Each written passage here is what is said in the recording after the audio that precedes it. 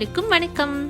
இன்னைக்கு இந்த வீடியோவில் ரொம்ப டேஸ்ட்டாக சூப்பராக சிம்பிளாக செஞ்சு முடிக்கக்கூடிய மட்டன் குருமா தாங்க பார்க்க போகிறோம்.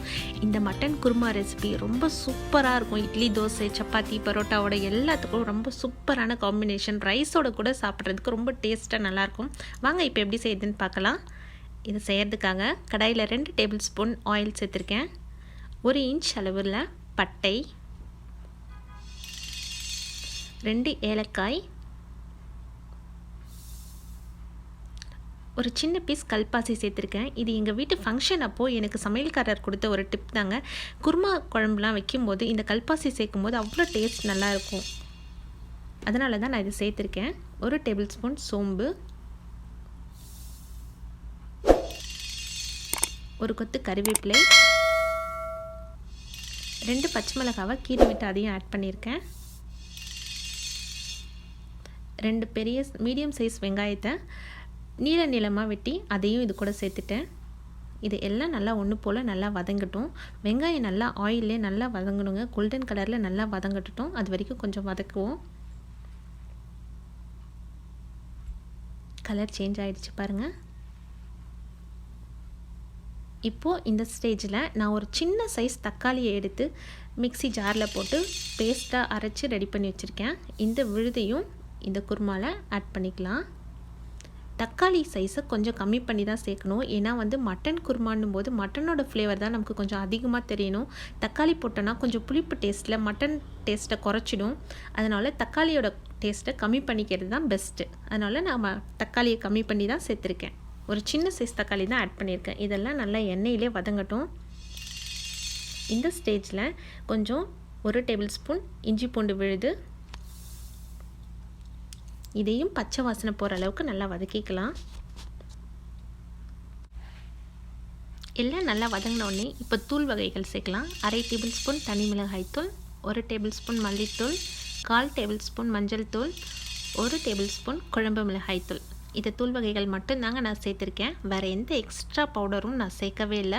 பேக்டு மட்டன் மசாலா இதெல்லாம் நிறைய இருக்கும் மார்க்கெட்டில். ஆனால் நான் அது எதுவுமே சேர்க்கலை. உண்மையாலுமே சொல்கிறேன், நிஜமாக இந்த டேஸ்ட் குருமா நல்லா இருந்தது. கண்டிப்பாக நீங்களும் ட்ரை பண்ணி பாருங்கள். இது எல்லா தூள் வகைகளும் எண்ணெயிலேயே நல்லா வதங்கிடட்டும்.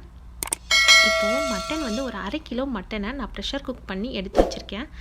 இது ப்ரெஷர் குக் பண்ணும்போது 1 டேபிள் ஸ்பூன் இஞ்சி பூண்டு விழுது, 1 டேபிள் ஸ்பூன் உப்பு, 1 டேபிள் ஸ்பூன் தனி மிளகாய் தூள், இது 3 சேர்த்து நான் கொஞ்சம் தண்ணி விட்டு வேக வச்சு எடுத்து வச்சுருக்கேன். இப்போது இந்த வேக வச்ச மட்டனையும் இது கூட சேர்த்துக்கலாம். மட்டன் நீங்கள் நார்மலாக சமையலுக்கு எப்படி வேக வைப்பீங்களோ அதே போல் வேக வச்சாலே கரெக்டாக இருக்கும். இது எல்லாத்தையும் இந்த மசாலாவோடு சேர்த்து நம்ம ஒன்று போல் வேக வைக்கலாம். ஆல்ரெடி வெந்த மட்டன்றதால ரொம்ப டைம் எடுக்காது, சீக்கிரம் முடிஞ்சிடும். குருமாவுக்கு தேவையான அளவு தண்ணியும் உப்பும் சேர்த்து கொஞ்சம் கொத்தமல்லி தூவி வேக வைக்கலாம்.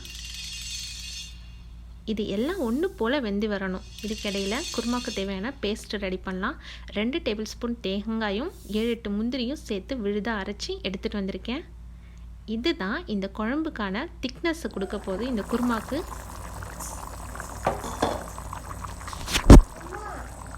அரைச்சி வச்ச விழுதை இந்த குருமாவில் ஆட் பண்ணிக்கலாம்.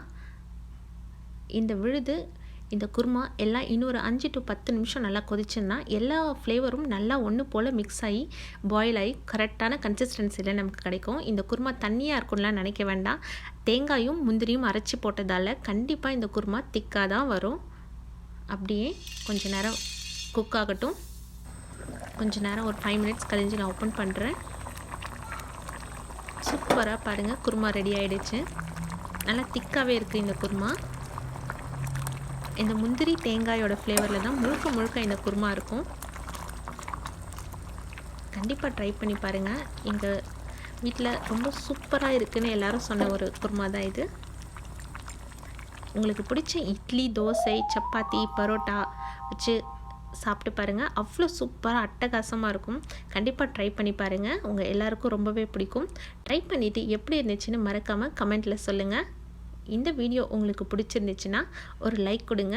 நம்ம சேனலை ஃபர்ஸ்ட் டைம் பார்க்குறீங்கன்னா மறக்காமல் சப்ஸ்கிரைப் பண்ணிக்கோங்க. தேங்க்யூ.